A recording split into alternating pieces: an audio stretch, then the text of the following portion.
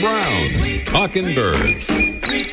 Made possible by the generous support of the Birdwatchers General Store, Orleans, Cape Cod.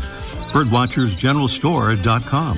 By Vortex Optics with the VIP warranty, their unlimited lifetime promise to keep you and your optic covered. Learn more at vortexoptics.com. And Beautyo Books, an independent family-owned bookstore carrying one of the largest selections of birding books in the world. BeautyBooks.com. Good morning. Welcome to our show, number 873. As we begin our show this morning, our thoughts are with the people of Ukraine as they fight for their democracy and their survival. Well, it's time once again to ask the question, where's Freya? Turns out that she's at a place a lot of folks favor in February, Florida. Here she is with an avian audio panhandle postcard. Hey everybody, it's Freya McGregor here. I'm at St. Mark's National Wildlife Refuge, which is on the panhandle of Florida. And I'm looking at, I don't know, a couple of hundred small shorebirds. I think they're all Dunlin, but I'm not that good at shorebirds, and it's a bit confusing when they're all in non-breeding plumage. They all took off a little while ago, and the noise they made, all their wings as they were flying and circling together, was really quite fantastic. There's two marble godwits out there. They're bigger and kind of golden. They stand out, long bills, and a couple of black-bellied plovers and a few semi-palmated plovers. I can tell them because they look really different to the others, but I think the hundreds and hundreds of birds are Dunlin, but I'm not really sure. We've also seen a couple of bald eagles and osprey and some buffleheads and a woodstock, which was neat. But I've never seen this many shorebirds in one place before, only in photos, so even though I'm not really sure what they're called, it doesn't make them any less awesome. I'm going to see if I can do some more sleuthing and figure it out. Okay, bye. That's our Freya McGregor down there in warm and sunny Florida. Meanwhile, back here at our home base of Massachusetts, we have falcons and we have bats. But we haven't been able to combine the two the way Texas has done, in a manner of speaking. That concerns the recent discovery of a bat falcon, seen numerous times in the last month and a half or so, I think, or maybe 2 months, marking the first ever recorded U.S. sightings. And it was the bird that put Tiffany Kirsten's birding effort over the top just recently when she broke the U.S. Big Year record with 726 species. Tiffany will be with us to tell us all about that in just a couple of weeks from now on our show number 875.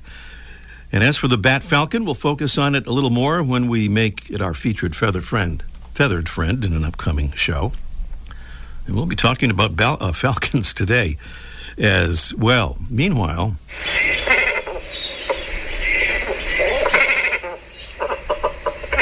that would be the sound of our mystery bird. A little preview right here of our mystery bird contest coming up in just a bit. Want to get you ready to call in when we give the signal a little later.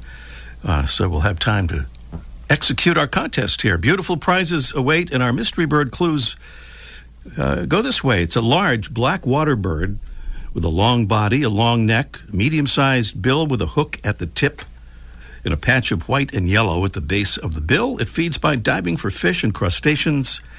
Here in North America, it's found only along the Atlantic coast, breeding in just a few colonies from Maine to Greenland and wintering along the coast from New England to southern Florida. Beautiful prizes this morning include the Droll Yankees' new generation yellow thistle finch feeder with 6 perch locations to allow several birds to feed simultaneously. It even has a very clever internal seed baffle, so it makes sure the feeder empties completely without allowing seed buildup. Kind of important. And also important to protect birds. Our other prize is the feather-friendly window protection tape kit to keep birds from crashing into your windows. Birds see the tape clearly, but it's virtually invisible to humans. And it's endorsed by numerous bird conservation groups because it really works. Prizes there on our Mystery Bird contest coming along here in just a little bit. Our conservation bad idea of the week. The U.S. Postal Service has announced it'll buy as many as 148,500 gasoline-powered delivery trucks instead of clean energy electric vehicles, although they are buying some of those, apparently. And their plan comes despite objections from the Environmental Protection Agency and others. Also kind of flies in the face of science about gas-powered vehicles and their effect on the climate. We've signed a petition urging the Postal Service to reverse this decision.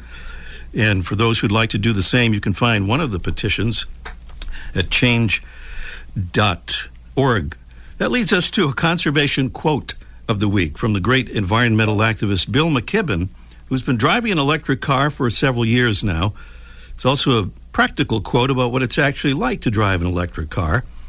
And as someone who's also driven an electric car for several years, this quote resonates certainly with me. Bill McKibben said about electric cars, "Once you've driven one, you just don't want to drive anything else."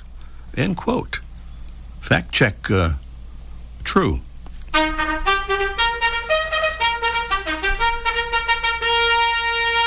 Here's a royal salute to royalty of the Talkin' Birds listener family, and that's our ambassadors who help us spread the word about our show and about birds and conservation. And thank you to Jim Sweeney from Kingston, Massachusetts. Thank you so much, Jim. And thank you, Melissa G. from Scituate, Massachusetts. Thank you so much, Melissa. And thank you, Elaine Kapulik from Reno, Nevada, all joining our ambassadors family. And now an update on our quest to grow our ambassadors family to 700 members by the end of February as we do our show live here. That would be tomorrow.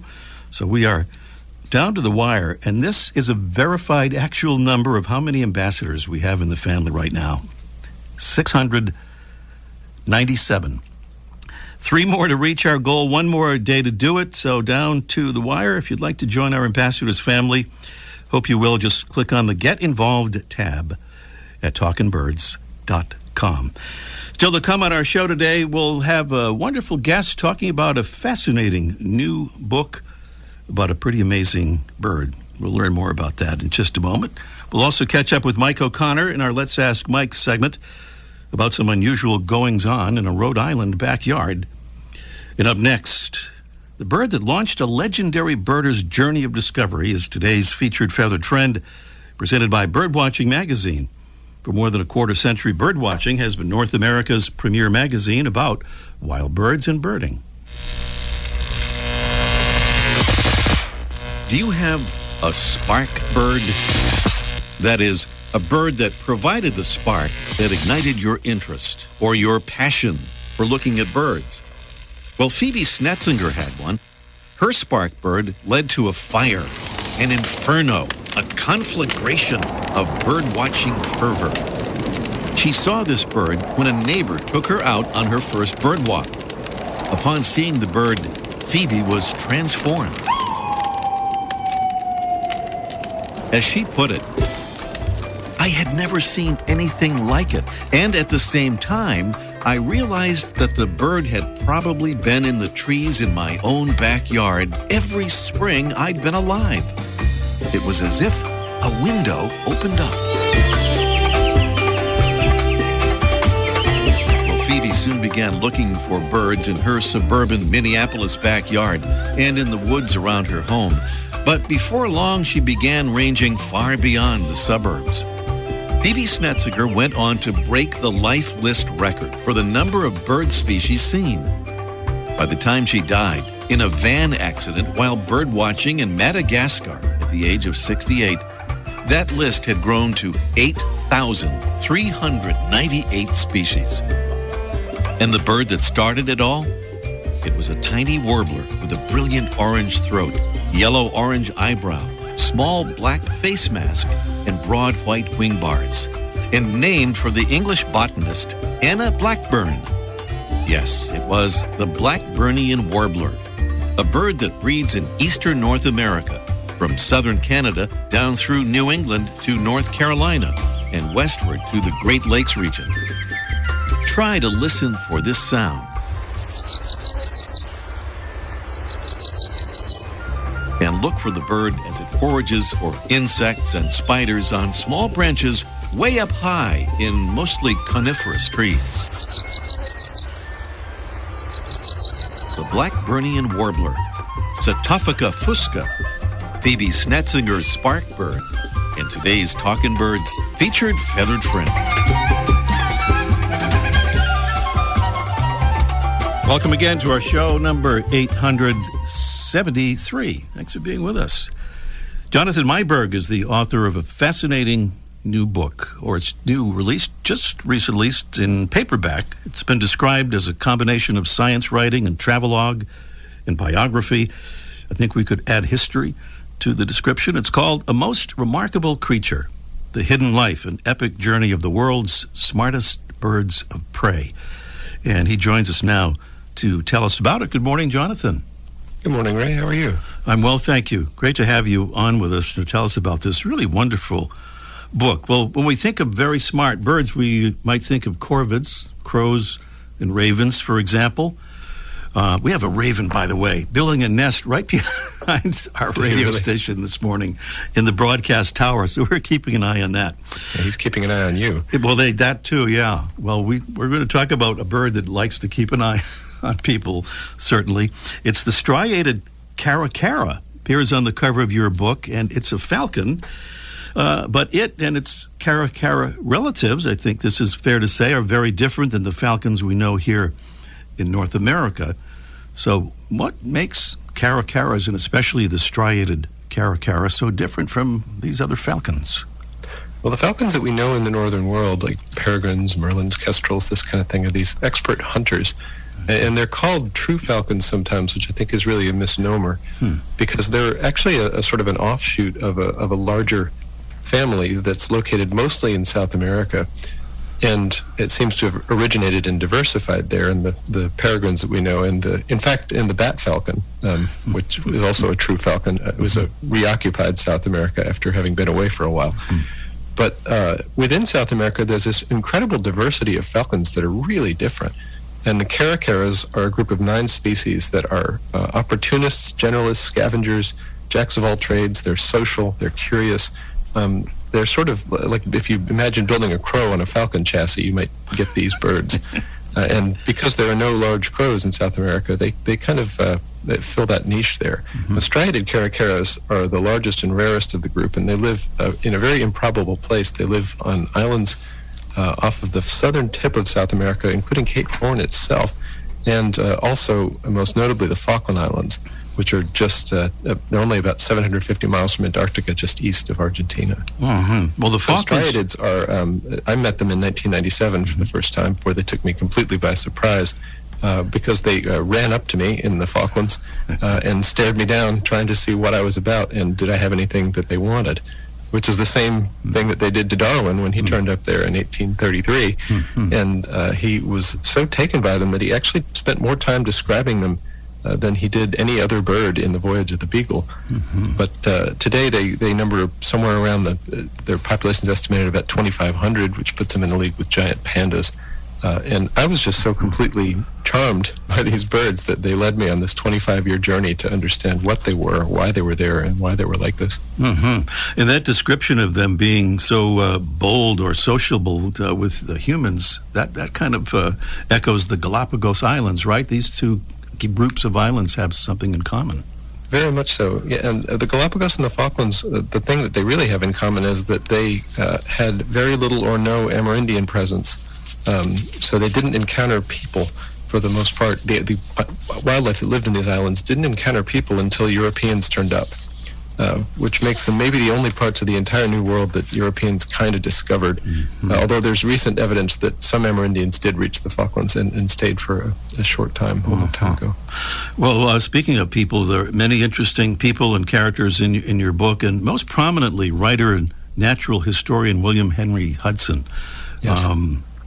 I think you described him as a hero of yours. Tell us about a little bit about him and also how he kind of defended the reputation of caracaras against those who considered them to be, less than respectable birds. Yeah, Hudson was extraordinary. He was born in Argentina in the 1840s in the Pampas, that broad area of grasslands just south of Buenos Aires. And he grew up there on a sheep farm, but then in his 30s, after his parents died, he moved to England and he never returned. But in England, he became this sort of champion of the natural world, not just birds, but all living things, although he loved birds especially, and was eventually one of the founders of the Royal Society for the Protection of Birds. But he was a novelist, he was a naturalist, he was a memoirist. He was really very much ahead of his time, I think, in thinking about especially the emotional lives of animals. But he was perhaps the first European writer to say a kind word about caracaras. Even Darwin had called them false eagles who ill become so high a rank, and called them disgusting. And even now there's sort of a prejudice against them, I think, in that they just don't act like birds of prey are supposed to act. They're not regal and dignified and aloof. They're more like us. They're messy. They're innovative. They're curious. And Hudson grew up with on his farm. There were two species that frequented it. One was the crested caracara, which we also have here in the United States, and the other was a chimango caracara, which is a little crow-sized, dusty brown bird, which looks really insignificant, except for the fact that it's one of the smartest birds of prey probably in the world. Hudson said that a bird so cosmopolitan in its habits might have a whole volume to itself in England, but being only a poor foreigner, it has had no more than a few unfriendly paragraphs bestowed upon it. Well, speaking of the intelligence, one of your chapters is titled The Most Intelligent Bird in the World. Quite a description. And that comes, if I remember this correctly, from a falconer named Jeff Pearson.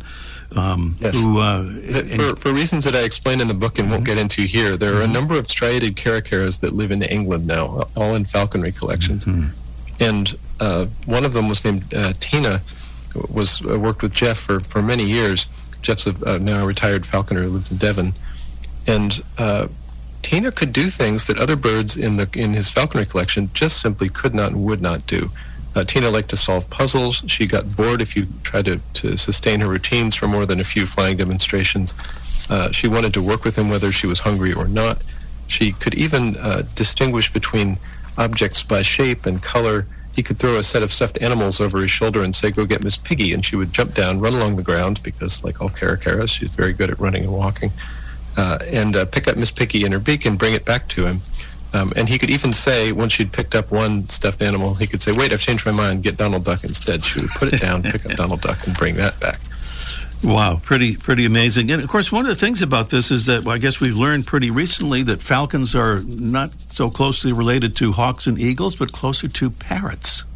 That's right. Yeah, they're not. They're sort of a hidden stealth bird of prey in the sense that they're not as so closely related to hawks and eagles and the other predatory birds that we think about.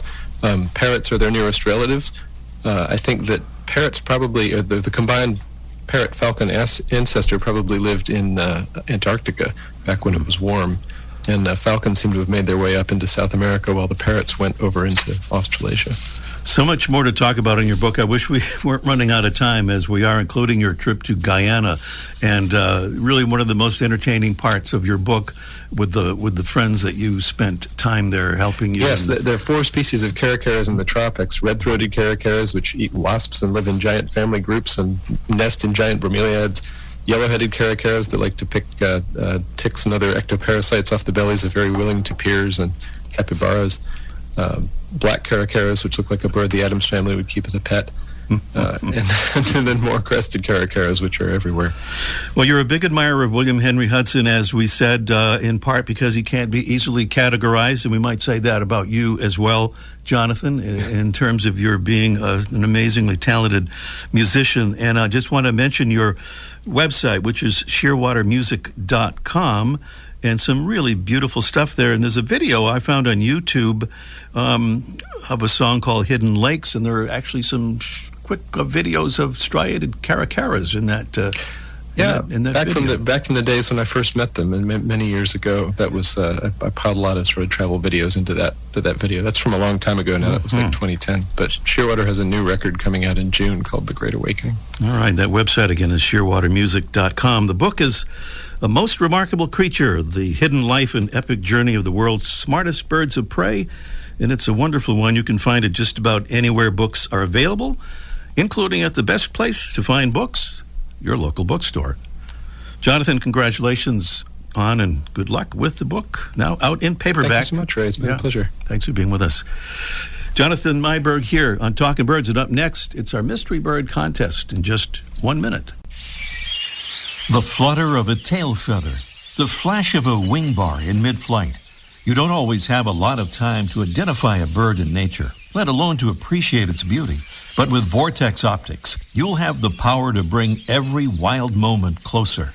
When you choose Vortex, you're choosing to have a partner in the field as passionate about nature as you are. Whether you're spotting old friends on the backyard feeder or packing for a once-in-a-lifetime trip to add a few species to your life list, Vortex offers a full range of optics and optics accessories for every birder and every budget. And whether the birds are taking you to another state or another country, you're always covered by the Vortex VIP warranty, an unlimited lifetime promise to keep you and your optic covered.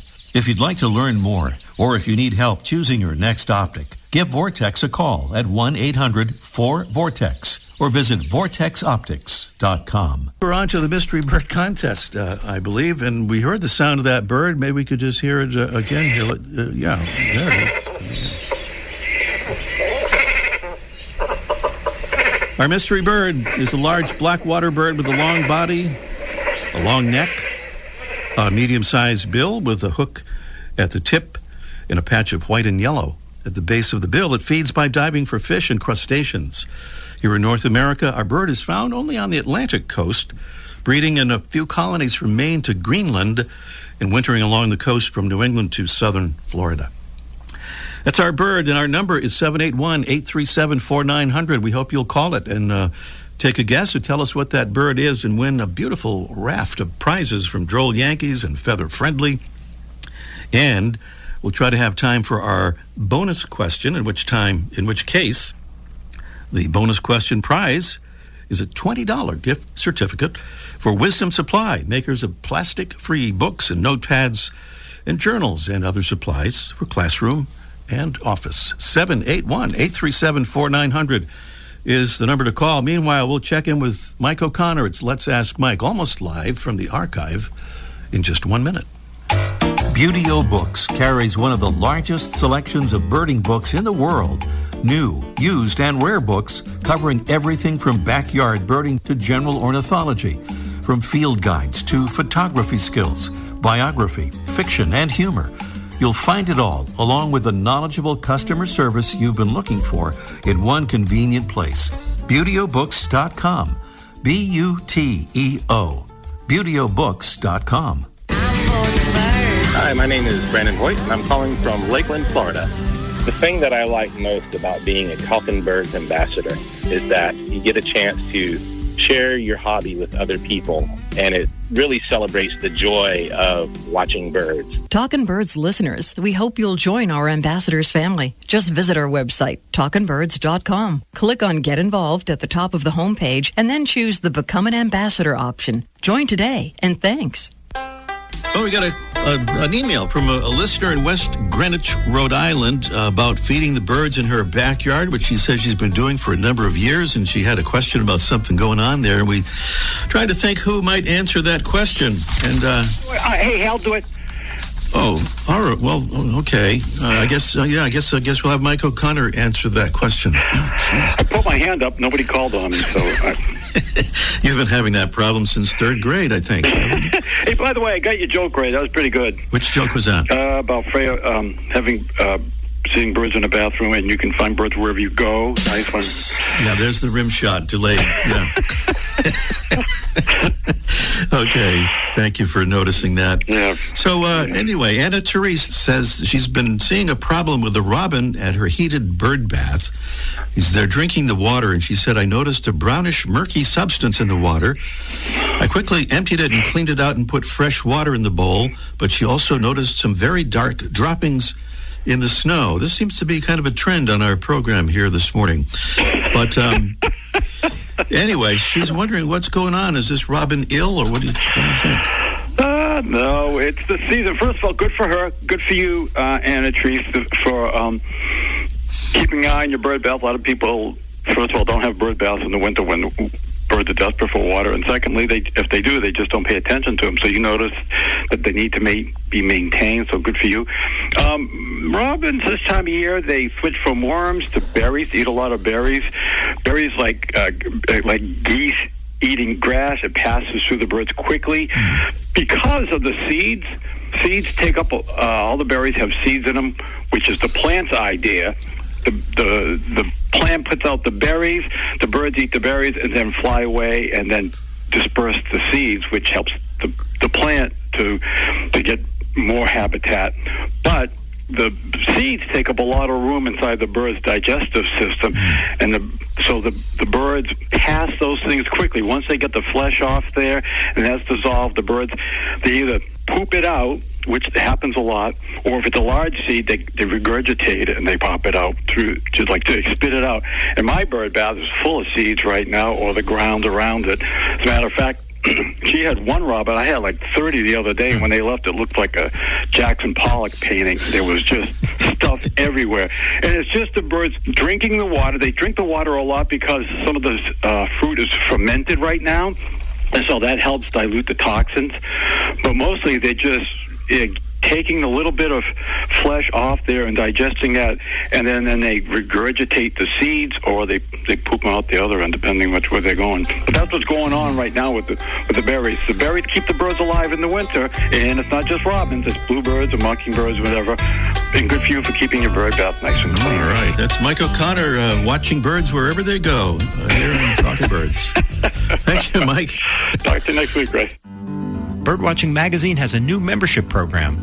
Benefits include detailed bird ID articles from Ken Kaufman and David Sibley, tips and stories about bird photography, access to quarterly e-workshops on identifying and photographing birds, and complimentary print and digital subscriptions to Birdwatching Magazine. Learn more at birdwatchingdaily.com/memberships. Hey, we return one more time to the Mystery Bird Contest and trying to identify this particular bird here at 781-837-4900. And Gary is somewhere in New Jersey. Good morning, Gary. Good morning. Good morning. Where in New Jersey, if you care to say? Morris County, about 20 miles directly west of the George Washington Bridge. Morris County. That goes into New York. All right. Well, Gary, you heard our clues there, I think, and our sound of the mystery bird, and you say it is what? The common eider? Common eider. Let me check and see if that would be the... No, that's not...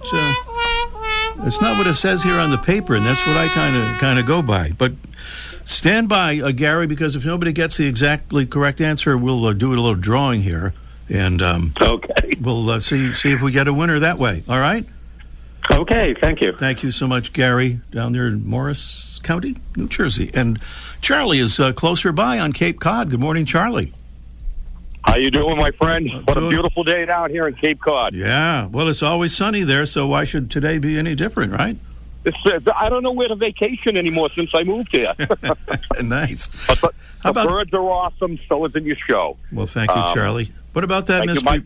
What about that mystery? I'm going to guess for a double-crested cormorant. Wow, double-crested cormorant. That is, I love what we like to call a top-quality guess. It's even more than that. Well, I don't know, because if we don't get another correct answer here, you could be the winner, Charlie, so stand by. Yes, sir. Thank you. All right. Before we reveal the identity of that mystery bird, we'll just preview next week's show quickly. We're going to talk about a fascinating and great program and helpful program called Nature's Notebook. It'll be on our show next week. Otherwise, we're just about out of time, but don't let me forget to identify that bird, which is the great cormorant. So you see how close Charlie was there, great cormorant, and we're going to say Charlie is our winner this morning because he just almost had it there. Thanks to our amazing Talking Birds team, Debbie Bleacher, Freya McGregor, our assistant Audrey Stack, and our producing engineer Jesse Wilkins. I'm Ray Brown. See you next week. Ray Brown's Talking Birds. Made possible by the generous support of the Birdwatchers General Store, Orleans, Cape Cod. Birdwatchersgeneralstore.com. By Vortex Optics. With the VIP warranty, their unlimited lifetime promise to keep you and your optic covered. Learn more at vortexoptics.com. And Beautyo Books, an independent family-owned bookstore carrying one of the largest selections of birding books in the world. Beautyobooks.com.